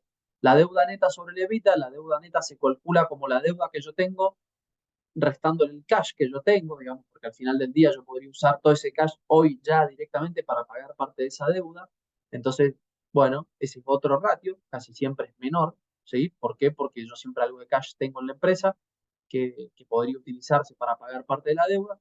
Sobre el EBITDA me da una idea de cómo está. Eh, el EBITDA sobre los intereses, perdón, ahí lo repetí, es un ratio de cobertura, ¿sí? Es cuánto genero yo en mi negocio operativo sobre los intereses que tengo que pagar. Bueno, eso me da un indicio de, eh, che, acá hay un valor de 0,5. ¿Qué quiere decir? Bueno, que los intereses que yo tengo que pagar por las deudas en un año son el doble de lo que yo genero en mi negocio, ¿sí? El flujo de las operaciones sobre los intereses, esto tiene que ver también con el flujo netamente operativo, pero todos son ratios, ¿sí?, que tienen que ver, déjenme volver un ratito, ratios, algunos de rentabilidad, ratios de endeudamiento, y yo quería hacer esta introducción de ratios. Tengan en cuenta, digamos, que, como les decía antes, por sí solo un indicador no suele ser bueno, suele ser malo, digamos, hay que complementar la información y hacer un análisis de la empresa entero. Como les decíamos con Mario, no es necesario que estos datos los vayan a calcular. ¿Quieren ver ratios de endeudamiento? Vayan a ver un informe de deuda de Fitch o de Moody's de cualquier empresa. Ya los tienen calculados para varios años y hay 5 analistas calculando y viendo los ratios, con lo cual quédense tranquilos que los ratios están bien y ustedes lo que hacen es mirarlos para analizarlos. Y van a ver que la deuda sobre EBITDA está como un ratio calculado, el EBITDA sobre el interés está como un ratio calculado. Eh, Eso lo van a poder ver sin ningún problema. Yo lo que quiero que se entienda es que estos ratios sirven para analizarlos, para complementarlos, no solo de la misma empresa, sino en distintas empresas, distintas industrias. ¿Por qué? Porque esto lo vamos a ver en la clase que viene y esto sirve mucho para hacer comparaciones al momento y, perdón que sea tan reiterativo, ¿no? Pero creo que por ahí toda esta introducción que estamos haciendo en estas primeras 2 clases, para la tercera clase ver realmente, digamos, che, bueno, ¿cómo pienso el análisis de la empresa cuando voy a invertir? Lamentablemente, digamos, hay algunos conceptos previos que necesitamos ver eh, y que tienen que ver con esto. Entonces, los ratios van a ser eso. Che, yo estoy buscando información que tiene la empresa y la estoy comparando con otra misma información que me está dando la empresa para hacerme de, de una respuesta que con los datos solos no hubiese podido. ¿Sí? Entonces, a partir de ahí, vamos la clase que viene a ver ratios puntuales de evaluaciones de empresas y cómo se utilizan, ¿sí? Y cómo estos mismos ratios pueden ser comparados entre mismas industrias para ver si una empresa me puede dar indicios de que está más cara o de que está más barata. Eh, y tomar decisiones de inversión, eh, digamos, relativamente rápido. A veces se utiliza para ver, bueno, yo hago un análisis relativamente rápido, está muy fuera de lo que es la norma en la industria o está más o menos dentro de lo que es normal de la industria. Ese tipo de cosas creo que sirven mucho, lo vamos a ver la clase que viene. Y lo último que quería ver para la clase que viene también, perdón que todo sea para la clase que viene, parece que lo vamos pateando y pateando, pero digamos, es simplemente el concepto y a mí me gusta que nos quedemos con el concepto de porque lo vamos a utilizar para llegar a esto. Y el último concepto que quería darles en la clase de hoy, que da para hablar porque tiene algunos conceptos metidos, y, y perdón, Mario, me quedé con que pasamos de ratios a esto. No sé si hay alguna pregunta, no quisiera dejar pasar que hubiese alguna pregunta que No, se... no, había varias preguntas sobre cuál es el valor del ratio, si hay ratios buenos, malos, altos, bajos, y vos justo lo explicaste que lo vamos a ver cómo se utilizan en el próximo encuentro en cuanto a la historia, los comparables y qué señales pueden dar, así que yo me quedo un poco con eso de no se queden con un solo ratio. Hay un montón de ratios, como vos dijiste, dependiendo de qué uno quiere analizar, son como medidas rápidas para mirar algún indicador de la empresa, pero yo creo que acá has hecho un raconto de los principales ratios que se suelen mirar y después en el próximo encuentro, en el final, la frutilla del postre va a ser cómo podemos entender estos ratios. Así que gracias, Mati. Sí, sí, van a haber algunos ratios por ahí que mezclan, digamos, cosas que vimos en la primera clase y en esta clase, que tienen que ver por ahí con cómo se mezcla ratios de capitalización bursátil, de precios, eh, no sé, ratios que por ahí mezclan el valor de la empresa con el EBITDA. Bueno, la idea es que lo veamos en la clase que viene, pero dejar planteado esto porque, esto lo adelanto, pero digamos, a grosso modo hay dos grandes formas de evaluar empresas. Digo a grosso modo porque, como les decía, cada vez que nos vamos metiendo en este mundo vemos que se abren más puertas, pero una es mediante el descuento de flujo de fondos, que es lo que vamos a ver ahora, y la otra es por comparables. Por comparables implica armar ratios y armar distintos valores para compararlos con otras empresas dentro de la misma industria, en lo posible dentro de la misma región, para que tengan condiciones similares. Eh, Habiendo dicho eso, bueno, el, se me salió la presentación. Ahí está. Eh, lo que vamos a ver ahora es el free cash flow, ¿sí? El concepto de free cash flow, flujo libre de fondos, es importante para entender las disponibilidades con las que cuenta la empresa para hacer frente a su deuda o para pagar dividendos a sus accionistas. ¿Qué quiere decir? ¿Cuánta plata me queda al final del año? ¿Sí? ¿Qué es lo que pasa? Vamos a decir, bueno, eso, algunos podrán decir, eso me lo muestra el estado de resultados de una empresa. Bueno, no, no del todo. Eh, ¿Puedo empezar por ahí? Sí, pero no me lo va a mostrar. ¿Por qué? A ver, ¿qué es lo que nos muestra, por ejemplo, una depreciación y una amortización? ¿Sí? Que van de la mano con los gastos en capital de trabajo, si se quiere. Muchas empresas, ¿qué es lo que pasa? Cuando yo incurro en gastos de capital de trabajo, eh, desde el punto de vista contable, yo eso no lo contabilizo como un gasto, ¿sí? Lo estoy contabilizando como lo que se denomina, lo estoy activando, lo estoy poniendo en el activo. Entonces, eh, ¿qué es lo que estoy haciendo? Básicamente no lo estoy mostrando en el estado de resultados, ¿sí? Entonces, la, después, ¿qué es lo que me va a pasar? Bueno, tengo depreciaciones y amortizaciones, ¿sí? Que no son plata que entra ni plata que sale, simplemente una depreciación o una amortización de un bien que yo tengo en la empresa, ¿sí?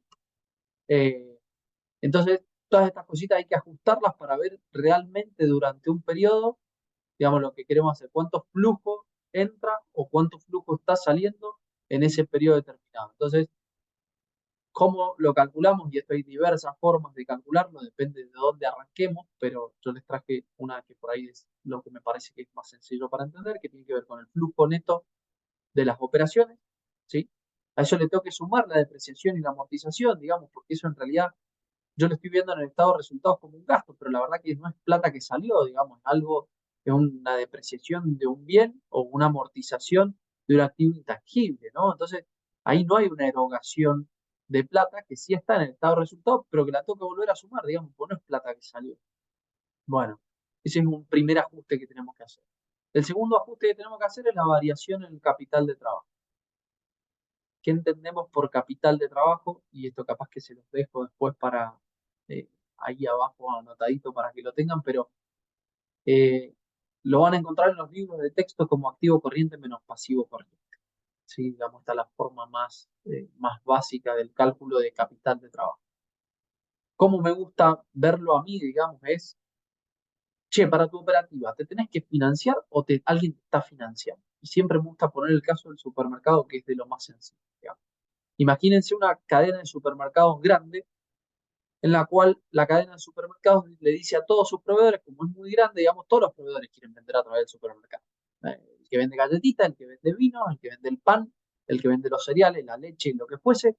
Che, quiero ir a la cadena de supermercados porque voy a vender más, digamos, hay volumen en el supermercado porque todo el mundo va. Entonces, el proveedor del supermercado está dispuesto a que le paguen a 60 días, 90 días, no te preocupes, te dejo la mercadería, págame a los 90 días. El supermercado pone la mercadería en góndola y cobra casi que al día, digamos. O sea, el que no paga en efectivo paga con débito, el que no paga con una tarjeta de crédito, que a lo sumo la pagará dentro de un mes, a lo sumo. Y el banco le va a pagar ese mismo mes al supermercado. En este caso, lo que decimos es que el supermercado tiene capital de trabajo positivo. ¿Por qué? Porque está recibiendo plata hoy que la tiene que entregar dentro de 60 días o de 90 días a sus proveedores. Es decir, que para que funcione su negocio, él no necesita de lo que denominamos capital de trabajo, sino que él tiene capital de trabajo positivo. Si fuese a la inversa, piénsenlo a la inversa. Yo tengo que pagarle a mi proveedor hoy, hagamos el mismo ejemplo, pero en un mundo medio raro. El proveedor me dice que le tengo que pagar sí o sí hoy, y el que paga viene y me paga con una tarjeta de crédito. No sé, pongamos un ejemplo en vez del supermercado, alguien que hace hierros, ¿sí? Hay algunas empresas, son muy, muy poquitas las que hacen hierro en Argentina, y la que redistribuye son un montón. Digamos, yo me quiero construir mi casa y voy y le digo, che, ¿te puedo pagar a cheques como a 60 días? Y el tipo dice, bueno, dale. Ahora se da vuelta y va a una de las acereras, una o dos acereras que hay en Argentina y dice, bueno, pagame la plata hoy. Entonces, ¿qué es lo que le está pasando? Él tiene capital de trabajo negativo, es decir, tiene que pagarlo hoy, pero lo va a cobrar dentro de 60 días. En el medio, tiene que poner plata él para que su negocio funcione, digamos, al revés del ejemplo del supermercado. Ese capital de trabajo, ¿sí? Es lo que hay que financiar, digamos. Entonces, si de un año a otro mi capital de trabajo varía, disminuye o aumenta, ¿sí? Esto yo lo tengo que reflejar, porque está entrando más plata o está saliendo más plata, digamos, ¿sí? En el ejemplo que decíamos, me empiezan a pagar a 90 días, bueno, mi capital de trabajo va a aumentar, ¿sí? Entonces, mi variación en capital de trabajo aumentó, la tengo que meter, es decir, es plata que está saliendo. ¿Por qué? Porque yo tenía un capital de trabajo que eran 100, que me funcionaba, ahora se me estiró el plazo de pagos, necesito 120 o 150. Esa variación, esos 50 pesos de más que yo tengo que poner para financiar al tipo que me paga más largo, bueno, lo tengo que incluir porque es plata que voy a estar erogando, ¿sí? Y el último punto de ajuste es lo que llamamos CAPEX, Capital Expenditure, o sea, gastos en bienes de capital, que como les decía, no están reflejados en el estado de resultados. ¿Por qué? Porque yo lo estoy activando, o sea, lo estoy poniendo en el activo, no lo estoy poniendo en el estado de resultados, y estoy empezando a devengarlo con la depreciación del activo en cuestión. Entonces, ¿es plata que salió? Sí, es plata que salió, digamos, es un flujo que yo tuve que poner, no sé, pongamos para comprar una máquina, ¿sí? Para trabajar, pero que no la estoy reflejando en el estado de resultados, no lo estoy poniendo como un gasto, lo estoy poniendo como un activo. Entonces, ¿salió la plata? Sí. ¿Lo está en el estado de resultados? No, que es de donde yo estoy partiendo. O sea, el flujo neto de las operaciones es donde yo estoy partiendo, que es parte del estado de resultados. Bueno, tengo que erogar.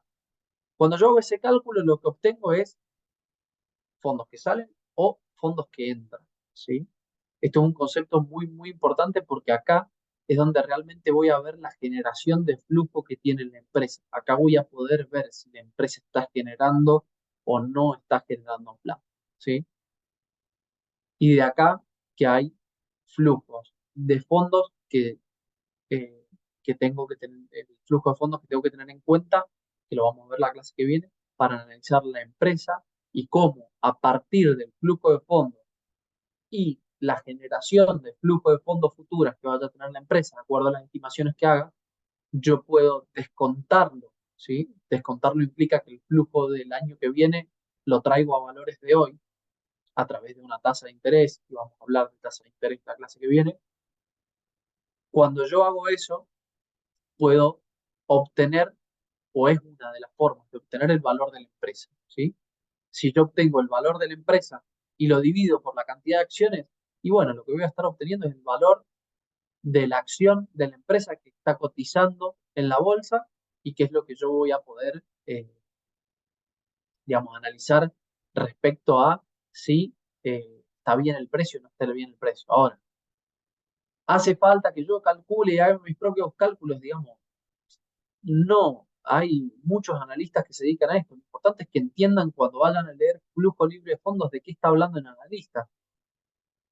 Che, el free cash flow de la empresa aumentó 100%. ¿Qué implica? Bueno, que alguna de estas cosas que estoy viendo acá cambió y me está jugando a favor. O sea, la empresa ahora está generando más cash del que estaba generando. ¿Sí? ¿Ese flujo de fondos se utiliza para evaluar la empresa? Sí. Bueno, muchos analistas, y yo les voy a dejar un ejemplo en la clase que viene, eh, de cómo hacen valuaciones. No quisiera mostrar un ejemplo de Argentina porque lo hacen algunos ALIX locales y no quisiera ser imparcial respecto a quienes lo hacen y si lo hacen mejor o peor, pero me gustaría traerles algún ejemplo de JP Morgan, de Morgan Stanley, de cómo ellos hacen el análisis de las empresas, cómo hacen descuento de flujo de fondos y cómo a partir de ahí obtienen un valor, obviamente subjetivo, porque el crecimiento o el decrecimiento del negocio de la empresa es algo que ellos evalúan, o cómo se financian, o si el financiamiento está bien, está mal. eh, pero bueno, son analistas que se dedican a eso, de los mejores del mundo, y utilizan estos métodos, ¿no? Entonces, lo que queremos puntualmente es que entiendan de qué se habla cuando se habla de free cash flow, para que cuando lo vean puedan entender de qué está hablando el analista y que vean y si les parece razonable lo que está hablando, ¿no? Este, nada, yo lo quisiera dejar ahí, Marito, no quería extenderme mucho más. Quisiera nada, ver si hay algunas preguntas o consultas. Si no, lo quería dejar para la clase que viene. Lo demás ya para entrar directamente. No, está perfecto. Hay algunos que preguntan qué son las depreciaciones y las amortizaciones, y tenemos algunas preguntas respecto del free cash flow, si hay que meter la deuda o no. Déjame meter un bocadillo ahí, que yo me lo quedé grabado a fuego. El free cash flow no es el único cash flow que uno le puede calcular a una empresa, ¿sí? O sea, ¿cuál es la capacidad de generación de efectivo? Quizás si vos tenés una empresa muy endeudada, corregime, Mati, porque aparte de paso confirmamos o corregimos conceptos, también podrías utilizar otro tipo de cash flow que se llama el cash flow del accionista, que calcula la capacidad de generación de la empresa luego de pagar la deuda, ¿no? Sí, sí, sí, Eh, sí. y tenés otras medidas de cash flow. Lo importante, y esto sí estoy casi seguro porque lo he repetido varias veces en el libro, es que si uno evalúa una empresa usando distintos cash flow y lo hizo bien, el valor que yo le calculo a esa empresa tiene que ser el mismo, indistintamente del tipo de cash flow que yo utilice para evaluarla. Y eso es un concepto fundamental de las finanzas y del análisis fundamental. Si yo le calculo el free cash flow para ver cuánto vale la empresa, calculo el equity cash flow y calculo otro cash flow y me da distinto, alguna cosa no está bien. Y eso es muy importante porque te da solidez dependiendo de qué lado, de qué características tiene la empresa y qué cash flow me conviene utilizar. La evaluación tiene que dar exactamente la misma. Sí, eso es así. No quería meterme en más tecnicismos de los que estamos utilizando, digamos, pero sí, completamente de acuerdo, Marito, digamos, el free cash flow, van a ver el free cash flow to the firm, free cash flow to equity, free cash flow to debt, digamos, distintos free cash flow de acuerdo a dónde estoy parado. Pero sí, también es cierto que si yo hago algún análisis, y de nuevo, creo que este curso, o por ahí mi propia percepción, está un poco más sesgado hacia esto por una cuestión de tratar de dejarlo planteado lo más sencillo posible para que lo entiendan, pero sepan que hay distintos tipos de free cash flow, que de todas las, si uno hace distintos free cash flow, hay que hacer ciertos ajustes para llegar a la evaluación de la empresa y tiene que ser la misma, digamos. Yo no puedo partir de un free cash flow y porque partí de un free cash flow me da un valor y si parto de otro me da otro, digamos. El análisis tiene que ser el mismo porque la empresa tiene los mismos números, yo debería hacer los mismos supuestos y lo que va a pasar es que en algún momento voy a tener que hacer un ajuste con un número dado, ¿sí? Que lo que tiene que hacer es lograr darme el mismo valor de la empresa, como hacía antes. Si no, estoy metiendo algún dato en algún lado mal. Si ven a alguien o a veces algún escrito que dice, no, la empresa si lo evalúo por este free cash flow me da esto y si me da por el otro, no. Puede ser que les dé dos cosas por métodos distintos, sí. Usando flujo libre de fondos, no. ¿Sí? Uso flujo libre de fondos y uso evaluación por comparables. ¿Me puede dar distinto?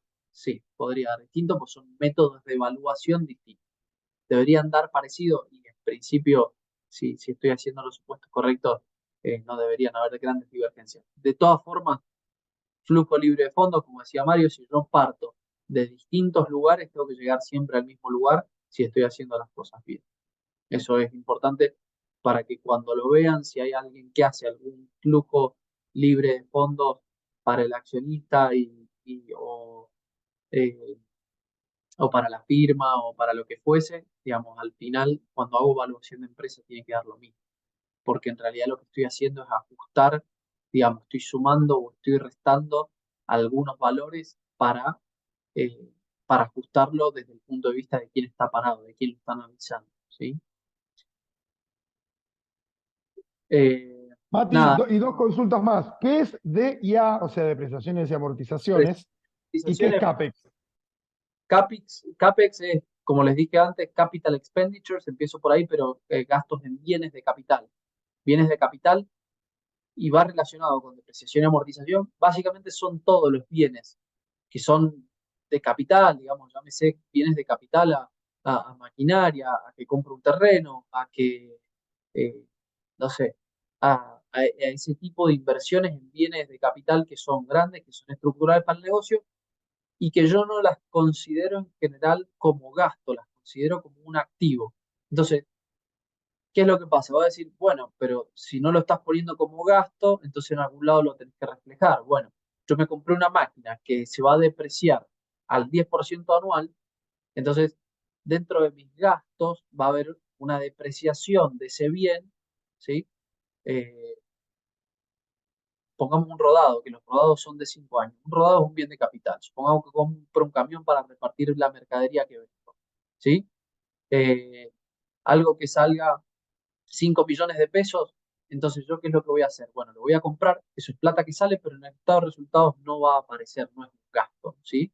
Es CAPEX, es eh, gasto en bienes de capital. Eso va a ir al activo.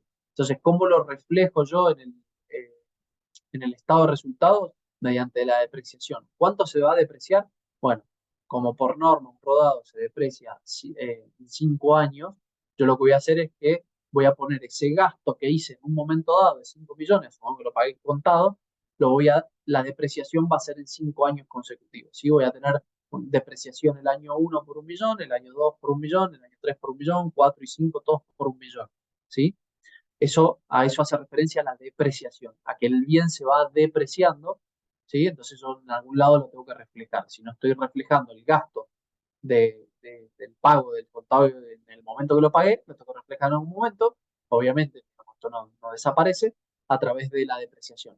Cuando hablamos de amortización hablamos de bienes intangibles, digamos, es básicamente lo mismo, pero cuando se habla de depreciaciones sobre bienes tangibles, ¿sí? Digamos, el rodado es un bien tangible. Cuando hablamos de amortización, hablamos de bienes intangibles, ¿sí? Digamos, pero básicamente es lo mismo. Entonces, esas dos cosas van de la mano, CAPEX con depreciaciones y amortizaciones van de la mano, pero una es el gasto, digamos, per se, y lo otro es cómo yo lo voy reflejando en el tiempo en la empresa.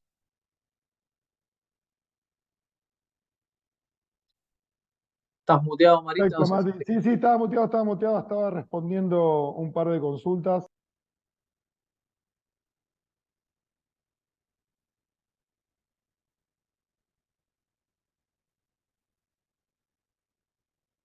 Perdón, hay preguntas muy finitas sobre CAPEX, capital de estoy, trabajo, variación. estoy Yo viendo creo que por ahí por ahí, unas preguntas respecto eh, a ratio a price earnings, a price to book value. Vamos a ver la clase que viene cuando hablemos de esto que les decía de ratios ya más enfocados en la evaluación propiamente de la empresa. Quería dejar introducido el tema de los ratios y hablar de los ratios que puede tener una empresa y cómo la podemos analizar. Este tipo de ratios son más bien utilizados para la evaluación propiamente dicha, con lo cual vamos a hablar la clase que viene. No quiero ahondar ahora porque es para hablar un ratito, pero piensen que todo lo que tiene que ver con capitalización bursátil, con ratios de price earning, con ratios de price to book value, con todo ese tipo de ratios, lo vamos a ver la clase que viene. Me quedo con el comentario de Jorgelina, coincido, qué bien que explica Matías. Gracias, Mati, porque la verdad son muy claros los conceptos. Aclaro un poco, las clases, tenemos muchas consultas. La clase del martes pasado todavía no la subimos a la web, la clase de hoy también la vamos a subir a la web. Todas las clases van a estar subidas a la página web de Conocer el Mercado parte 2. No digo necesariamente que estén ahí, sino que a través de esa página ustedes van a poder acceder a los videos, van a poder acceder al material, ¿sí? Y después les vamos a dar también les vamos a dar como material complementario un manual que tiene hace muchos años el Instituto Argentino de Mercado de Capitales. Está desactualizado, tiene datos de empresas que no están listadas, deberíamos hacer una actualización, pero muchos de los conceptos, en cuanto a lo conceptual, sacando de lado esas partes que están desactualizadas, les puede servir también para analizar todos estos conceptos que les está contando Matías. Mati, contame, vendeme la clase que viene, diría Claudio Suchovicki. Perdón que me motive para dejarte hablar, porque hay un ruido acá de fondo. Bueno, la clase que viene, la idea es darles, digamos, para lo que vinieron, me parece a mí. Digamos, me gustaría mostrarles informe de research para que vean que lo entienden, y la verdad que todos los conceptos que estuvimos viendo, digamos, culminan en, eh, en la tercera clase, que es, bueno, cuáles son los métodos de evaluación, digamos, cómo los leo, cómo busco los datos y los puedo ver en algún lado, digamos, cosas que hacen propiamente dicho a la evaluación y cómo con un rato de análisis de alguien que ya lo hizo previo, yo mirando los números puedo entender y puedo ver si lo que estoy haciendo está bien o no está bien, digamos. Este, Bueno, creo Mati, que quedó. Va a venir Sucho, ya me empiezan, los nombres a Sucho y ya todos quieren venir a Sucho. Y sí, Este, sí, digamos, nadie puede negar que Claudio es la persona número uno en el mercado de capitales en lo que respecta a charlas, apariciones en TV, hablar en radio, digamos, una persona que totalmente. Por más eso que es director, por excelente. eso es director, por eso es director de Viva y parte de la iniciativa Viva Educa. Así Así, que, bueno, Mati, bueno, la verdad, muchísimas gracias a todos los participantes. La verdad que ver estos niveles de participación es fabuloso. La gente que tenga ganas de aprender y de seguir capacitándose, la verdad que es un lujo. Matías, gracias por toda tu predisposición, por las consultas, por todas las preguntas. Recuerden, ya me dicen que la clase del martes ya está subida, habría que mirar, perdón por mi desactualización, pero bueno, repasen, miren, y nos vemos el martes que viene, 8:30 de la mañana, Mati. nos vemos el martes que viene.